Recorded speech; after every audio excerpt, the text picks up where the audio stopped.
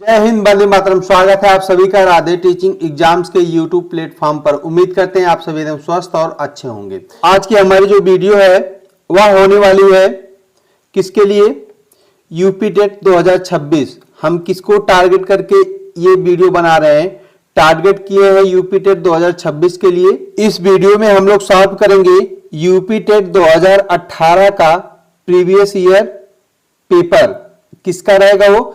EBS मतलब पर्यावरण का हम प्रीवियस ईयर क्वेश्चन सॉल्व करेंगे। तो इसमें इस वीडियो में क्या होगा? पर्यावरण के 30 इंपॉर्टेंट क्वेश्चन होंगे। तो हम देर ना करते हुए आइए हम क्वेश्चन को स्टार्ट करते हैं। पहले क्वेश्चन में पूछा है विश्व पर्यावरण दिवस कब मनाया जाता है? तो ऑप्शन 4 दिया है। ए में दिया है 2 दिसंबर को मनाया जाता है, कि 16 सितंबर को, कि 5 जून को, कि 11 जुलाई को। तो आप लोग कमेंट में बताइए इसका आंसर क्या होगा। तो इसका आंसर क्या हो जाएगा? आपका सी होगा। क्या होगा? सी होगा। विश्व पर्यावरण दिवस 5 जून को मनाया जाता है। तो देखिए ये 2 दिसंबर जो दिया है, इस 2 दिसंबर को विश्व साक्षरता दिवस, विश्व कंप्यूटर साक्षरता दिवस मनाया जाता है। 2 दिसंबर को विश्व कंप्यूटर साक्षरता दिवस मनाया जाता है।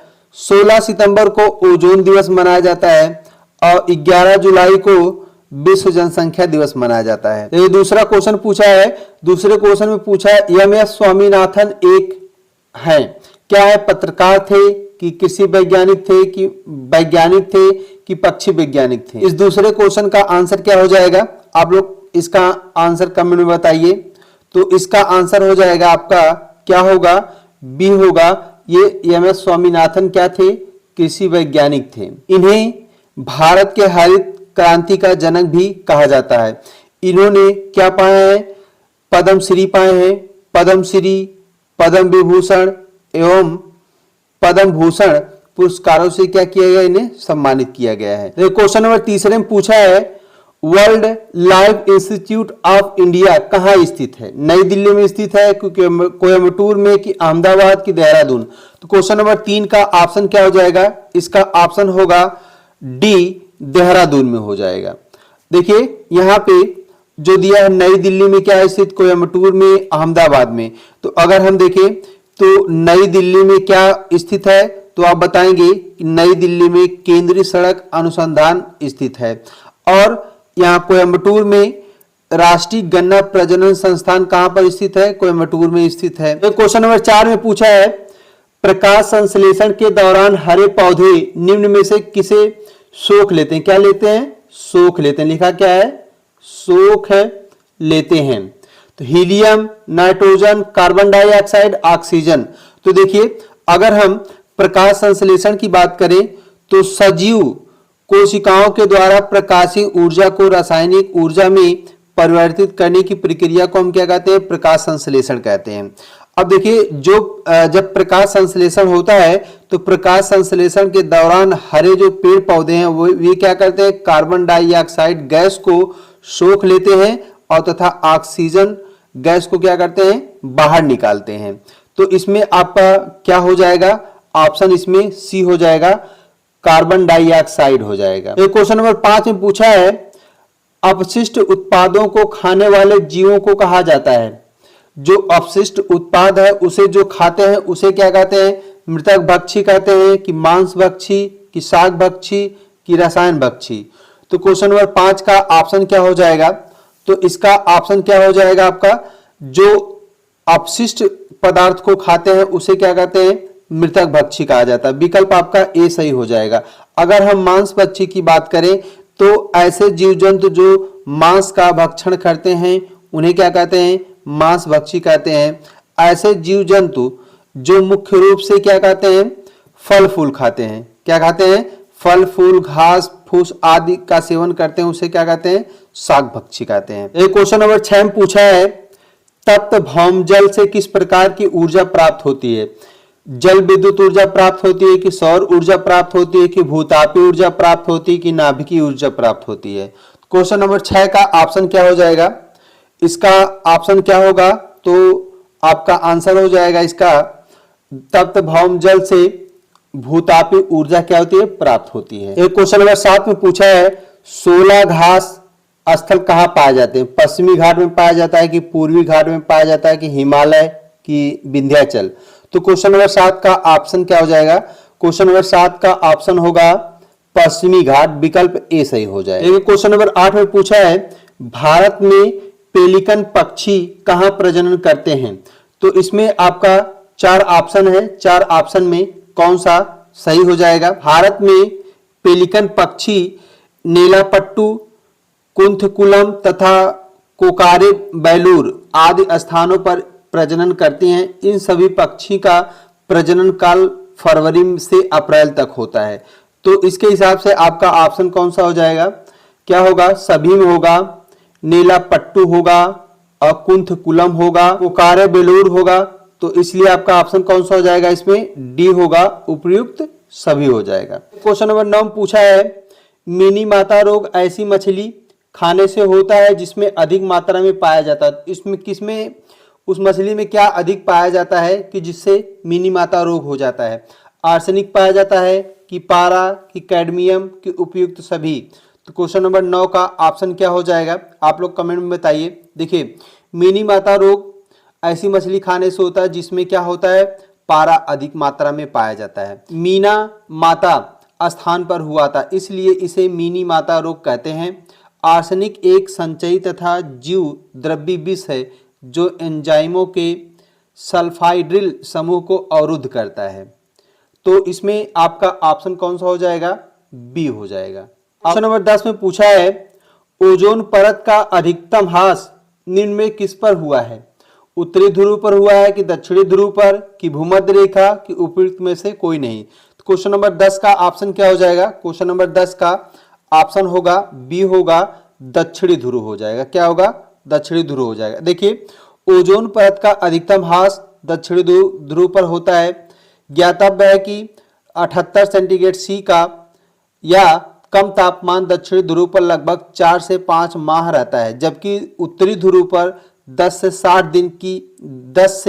60 दिन ही और कभी कभी बिल्कुल भी नहीं रहता। यही वजह है कि दक्षिणी ध्रुव पर ओजोन परत का सर्वाधिक ह्रास होता है तथा उत्तरी ध्रुव पर सबसे कम होता है। भूमध्य रेखा पर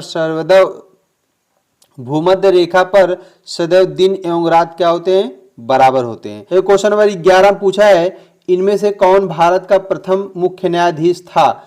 तो यम पतंजलि शास्त्री, मेहर चंद महाजन, हीरालाल जेकानिया, SR दास। तो क्वेश्चन नंबर 11 का ऑप्शन क्या हो जाएगा? क्वेश्चन नंबर 11 का ऑप्शन होगा सी होगा, हीरालाल जेकानिया हो जाएगा। देखिए, भारत का प्रथम मुख्य न्यायाधीश कौन था? तो आपको बताई दिए कि क्या, हीरालाल जेकानिया। तो ये क्या थे? 15 अगस्त 1947 से 6 नवंबर 1955 ईस्वी तक थे। 6 नवंबर 1951 को 61 वर्ष की आयु में कानिया की मृत्यु दिल का दौरा पड़ने से हो गया। इसके बाद आए हैं कौन? तब थे मेहर चंद महाजन, भारत के तीसरे मुख्य न्यायाधीश। SR दास भारत के 5वें मुख्य न्यायाधीश थे। और इस समय जो क्या नाम है, इस समय जो चल रहा है, इस समय है रामकृष्ण भूषण गवई हैं। ये जो है 52 नंबर के हैं। क्या है? 52 नंबर के मुख्य न्यायाधीश हैं। और तीसरे जो क्या नाम है 53वें नंबर के जो होंगे, वो जो 53वें नंबर के होंगे वो कौन से होंगे? सूर्यकांत बनर्गन होंगे। तो आपका ऑप्शन कौन सा हो जाएगा? सी, हीरालाल जेकानिया हो जाएगा। एक क्वेश्चन नंबर 12 में पूछा है रेड डाटा बुक किससे संबंधित है? नदियों में प्रदूषण से संबंधित है कि घटता भूगर्भ जल स्तर से कि विलुप्त के करीब जीव वायु प्रदूषण से? तो क्वेश्चन नंबर आपका 12 का ऑप्शन क्या हो जाएगा? देखिए, दुनिया में लाखों प्रकार के जीव जंतु होते हैं तथा इनमें से कुछ विलुप्त हो गए तथा कुछ विलुप्त के कगार पर हैं। इसका उल्लेख रेड डाटा बुक में किया जाता है। जो क्या है? विलुप्त हो चुके हैं और जो विलुप्त के कगार पर है उसको हम किस में नोट करते हैं? तो रेड डाटा बुक में नोट किया जाता है। प्रथम रेड डाटा बुक 1 जनवरी 1972 का 1 जनवरी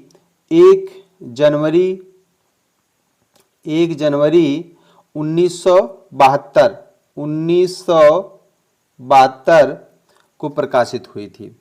अब देखिए इसमें अब तक कुल कितनी रेड डाटा बुक प्रकाशित हुई है, तो बताएंगे 5 रेड डाटा अब तक प्रकाशित हुई है, जिसमें से जो प्रथम हुई थी उसमें स्तनधारी, और दूसरी में क्या था पक्षी, और तीसरी में क्या था मरुस्थलीय उभयचर, और चौथी रेड डाटा बुक में क्या था मछलियां थीं, और पांचवी रेड डाटा बुक में क्या था आपका पौधे वनस्पतियां था।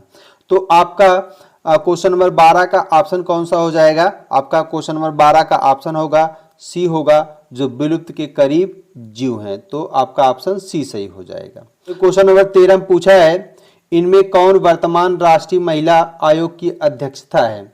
तो देखिए यह क्वेश्चन जो है 2018 का पूछा गया है। क्या है ये? 2018 में पूछा गया था। उस समय का ये करंट अफेयर है।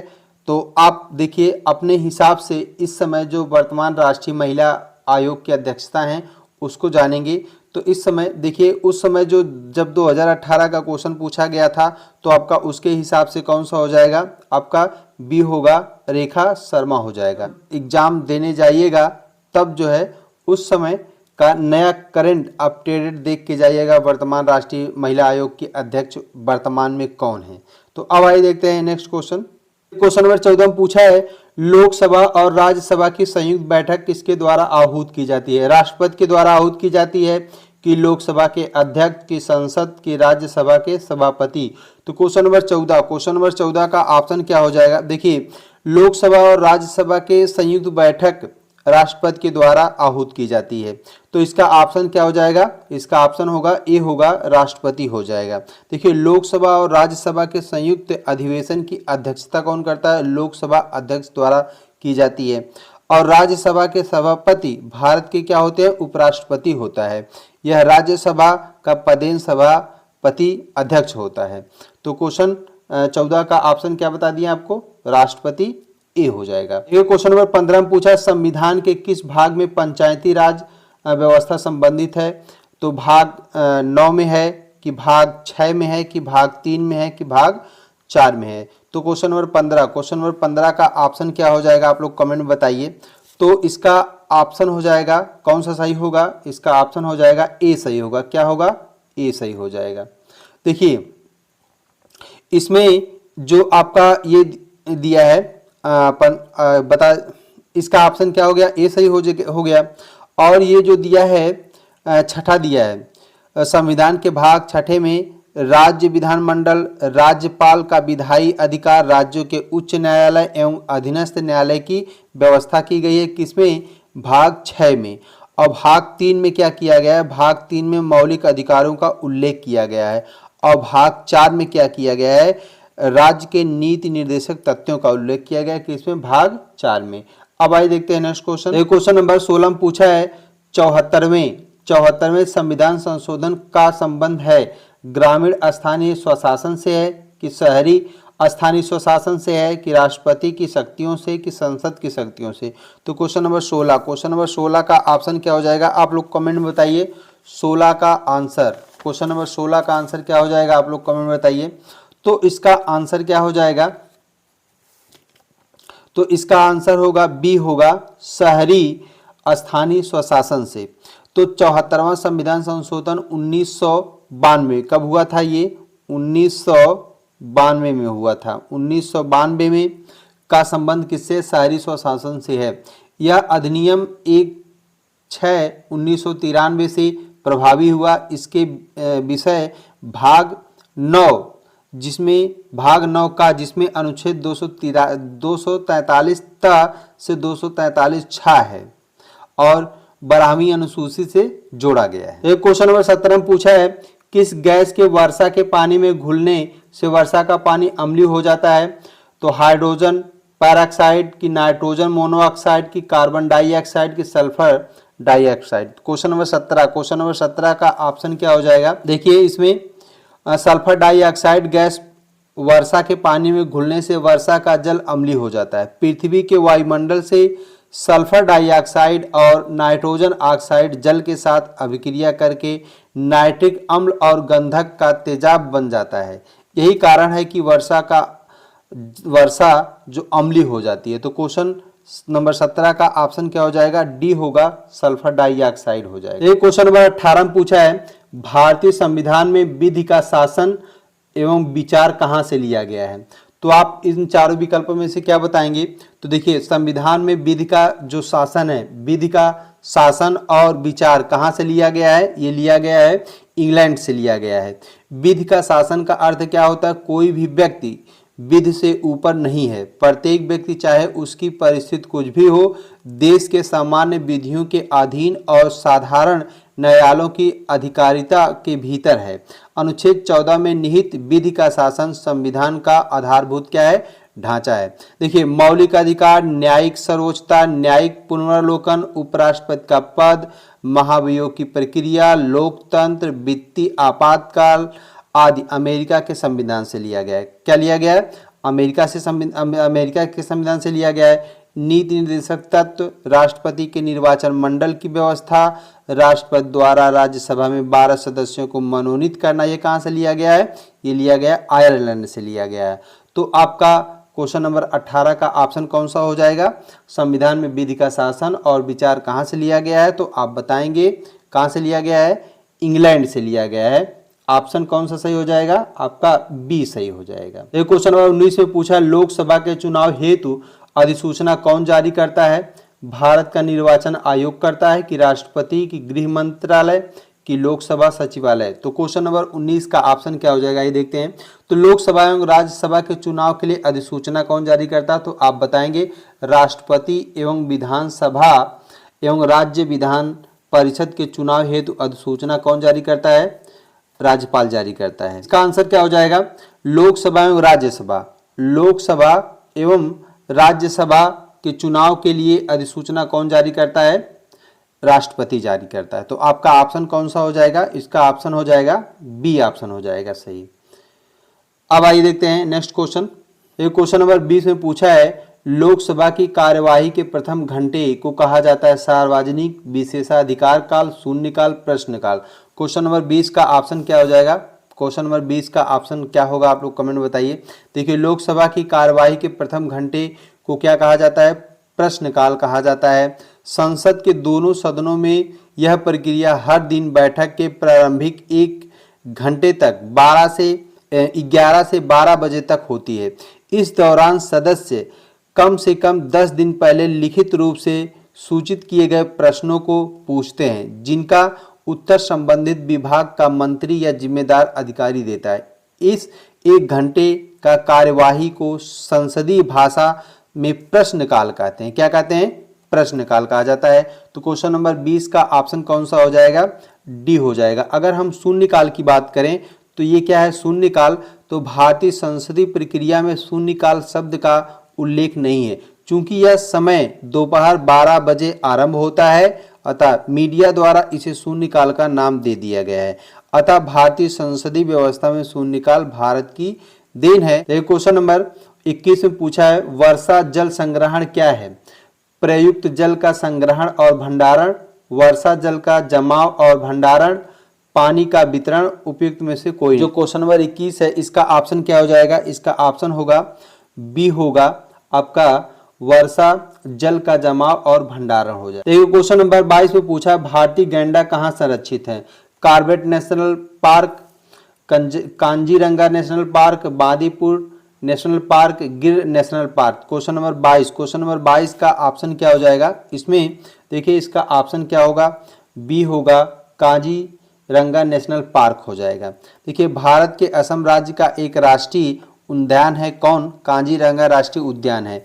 यह उद्यान एक सींग वाले गैंडे के लिए क्या है? विशेष रूप से जाना जाता है। अब देखिए, अगर हम जिम कॉर्बेट नेशनल पार्क की बात करें तो जिम कॉर्बेट नेशनल पार्क जो है भारत का सबसे पुराना नेशनल पार्क है, जिसकी स्थापना किसकी स्थापना? जिम कॉर्बेट नेशनल पार्क की स्थापना कब हुई थी? 1936 में। किसमें हुई थी? 1936 में हुई थी। बाघ परियोजना के अंतर्गत आने वाले यह क्या है? पहला पार्क है। अब देखिए जो ये बांदीपुर नेशनल पार्क है ये कहाँ का है, कर्नाटक राज्य में स्थित है। यह प्रोजेक्ट टाइगर के तहत कब बनाया गया था बांदीपुर, तो बताएंगे आप 1973 में, सन 1973 में बनाया गया था। एक टाइगर रिजर्व के रूप में स्थापित किया गया था। इसमें बाघ, तेंदुआ, हाथी, भालू, लोरिस आदि पाए जाते हैं। जो गिर नेशनल पार्क है, गिर नेशनल पार्क यह क्या है, गुजरात में स्थित है। यह गुजरात में स्थित है, राष्ट्रीय उद्यान एवं वन्य जीव अभ्यारण्य है जो एशिया में सिंहों का एकमात्र निवास स्थान है। कहाँ, गिर नेशनल पार्क में सिंह का निवास स्थान है, इसके लिए ये जाना जाता है। तो ये क्वेश्चन नंबर 23 में पूछा है, निम्न में कौन सा क्रम पारिस्थितिक तंत्र में ऊर्जा प्रवाह के संबंध में सही है। क्वेश्चन नंबर 23 का ऑप्शन क्या हो जाएगा, आप लोग कमेंट में बताइए। क्वेश्चन नंबर 23 का ऑप्शन, क्वेश्चन नंबर 23 का ऑप्शन क्या हो जाएगा, सी होगा, उत्पादक, उपभोक्ता और अपघटक हो जाएगा। देखिए क्वेश्चन नंबर 24 में पूछा है, कौन सी ग्रीन हाउस गैस वातावरण में सबसे अधिक मात्रा में उपस्थित है। प्रोपेन है कि एथेन है कि कार्बन डाइऑक्साइड है कि मीथेन है। क्वेश्चन नंबर 24 का ऑप्शन क्या हो जाएगा, आप लोग कमेंट में बताइए। देखिए ग्रीन हाउस गैस में सबसे अधिक मात्रा में क्या पाया जाता है, कार्बन डाइऑक्साइड की मात्रा रहती है। तो ऑप्शन इसका कौन सा हो जाएगा, विकल्प सी हो जाएगा। अगर हम किसमें प्रोपेन की बात करें तो ये जो प्रोपेन है एक हाइड्रोकार्बन है, यह एक एल्केन है। प्रोपेन और ब्यूटेन का एक मिश्रण है। वाहन ईंधन के रूप में इसका क्या किया जाता है, प्रयोग किया जाता है कि इसका प्रोपेन का। अगर हम एथेन की बात करें तो एथेन एक क्या है, गैस है जो कोल गैस में पाई जाती है।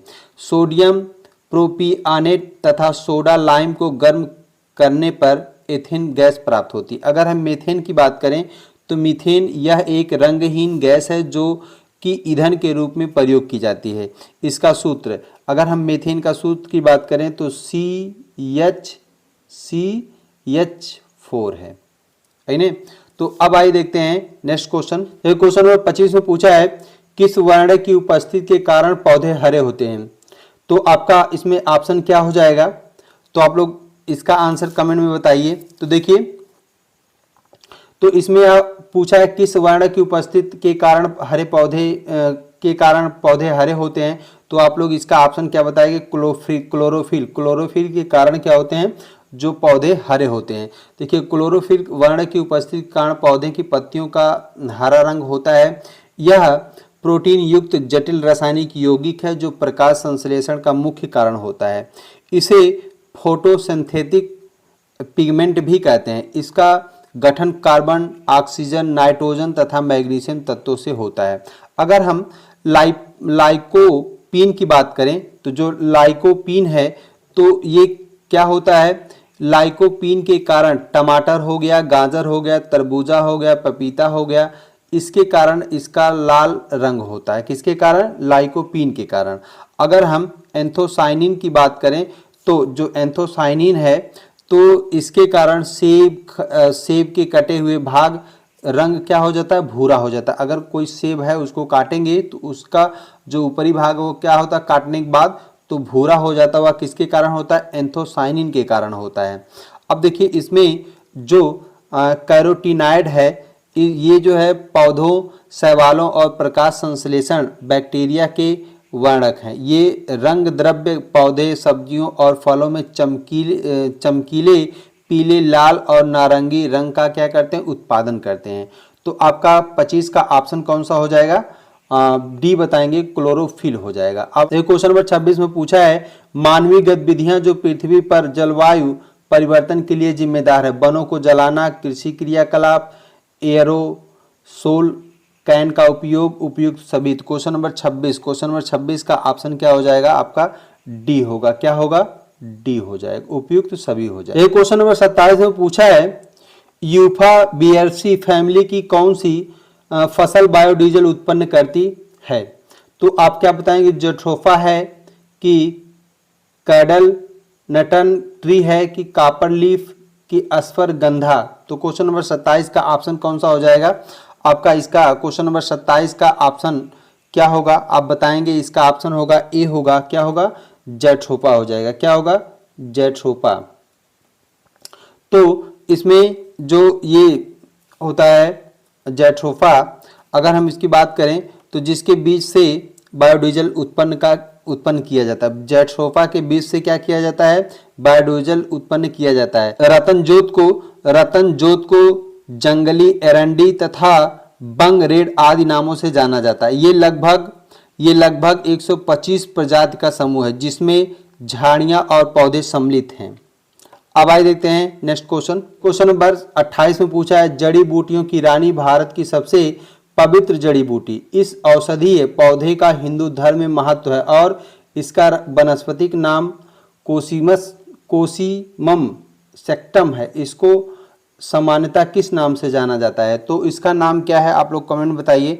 तो इसका नाम हो जाएगा आपका क्वेश्चन नंबर 28 का ऑप्शन कौन सा सही हो जाएगा? क्या होगा? ए सही हो जाएगा, तुलसी होगा। क्या होगा? तुलसी होगा। अब आइए देखते हैं नेक्स्ट क्वेश्चन। तो क्वेश्चन नंबर 29 में पूछा है, पीने के लिए सुरक्षित पानी को क्या कहते हैं? पीने योग्य पानी कहते हैं कि अशुद्ध जल कि ताजा जल कि नल का पानी? तो क्वेश्चन नंबर 29 का ऑप्शन क्या हो जाएगा? आप लोग कमेंट बताइए। क्वेश्चन नंबर 29 का क्या हो जाएगा? पीने योग्य पानी आपका विकल्प ए सही हो जाएगा। अब देखिए इसमें जो दिया है अशुद्ध जल, जो अशुद्ध जल है यह पीने के लिए अनुपयुक्त होता है क्योंकि इसमें जीवन के लिए आवश्यक खनिज लवण उपयुक्त अनुपस्थित होते हैं। किसमें? अशुद्ध जल में। जो ताजा जल होता है इसे मीठा जल के नाम से भी जाना जाता है। ताजे जल को इस तरह से परिभाषित किया जा सकता है कि जिसमें 0.5% जिसमें क्या हो 0.5 जिसमें 0.5% प्रति हजार से कम लवण घुले हुए हों वह क्या होता है? ताजा जल होता है। जो नल का पानी होता है नल के पानी में अनुपयुक्त खनिज लवण या रासायनिक तत्व जमीन के अंदर चले जाते हैं जिससे नल के पानी को भी शुद्ध नहीं किया जा सकता है। तो आपका ऑप्शन कौन सा हो जाएगा? ए सही हो जाएगा। अब आइए देखते हैं नेक्स्ट क्वेश्चन। क्वेश्चन नंबर 30 में पूछा है, वर्ष 1984 की भोपाल गैस तराशी निम्न में से किस गैस के रिसाव के कारण हुई थी? जो भोपाल में गैस तराशी हुई थी वो किसके कारण हुई थी? आप लोग क्या बताएंगे? इसका ऑप्शन कौन सा सही हो जाएगा? देखिए जब वर्ष 1984 ईस्वी में भोपाल गैस तराशी हुई थी तो वह किसके कारण हुई थी? मिथाइल आइसोसाइनाइड गैस के रिसाव के कारण हुई थी। इसमें सैकड़ों लोगों की मृत्यु हुई तथा हजार लोग इसमें क्या हो गए थे? घायल हो गए थे। और अगर हम नाइट्रस ऑक्साइड को लाफिंग गैस भी कहा जाता है। मेथेन जो है, मेथेन यह गैस प्राकृतिक गैस का मुख्य घटक है जिसका रासायनिक सूत्र क्या होता है? CH4 होता है। यह अल्केन श्रेणी का प्रथम सदस्य है और सबसे साधारण हाइड्रोकार्बन है। अगर हम कार्बन मोनोऑक्साइड की बात करें, कार्बन मोनोऑक्साइड की, तो कार्बन मोनोऑक्साइड एक रंगहीन गैस है जो हवा से थोड़ी हल्की होती है। इस गैस की ऊंची सांद्रता मनुष्य और जानवरों के लिए क्या है? विषाक्त हो जाती है। तो क्वेश्चन नंबर 30 का ऑप्शन कौन सा हो जाएगा? आप लोग कमेंट में बताइए। तो इसका ऑप्शन हो जाएगा क्या होगा? ए होगा, मिथाइल आइसोसाइनेट हो जाएगा। देखिए आपके 30 क्वेश्चन क्या हुए? कंप्लीट हुए और ये बहुत इंपॉर्टेंट क्वेश्चन थे। इसी तरीके से हम डेली वीडियो अपलोड करते रहेंगे। ये किसकी वीडियो है? EVS की। क्या है? EVS की। हम EVS के जितने प्रीवियस ईयर क्वेश्चन हैं PYQ जितने हैं उसको हम कराने के बाद फिर क्या लेंगे? फिर हिंदी, उसके बाद जो है EVS चल रहा है, हिंदी चलेगा, फिर मैथ चलेगा। इसी तरीके से जितने भी आपके सब्जेक्ट हैं यूपी टेट में पूछे जाते हैं बारी बारी से सबको करवाया जाएगा। आप लोग इस चैनल पे बने रहें। अगर आप लोग इस चैनल पे नए हैं तो चैनल को सब्सक्राइब कर लीजिए और वीडियो को शेयर कीजिए। तो चलिए मिलते हैं किसी नेक्स्ट वीडियो में, तब तक के लिए धन्यवाद।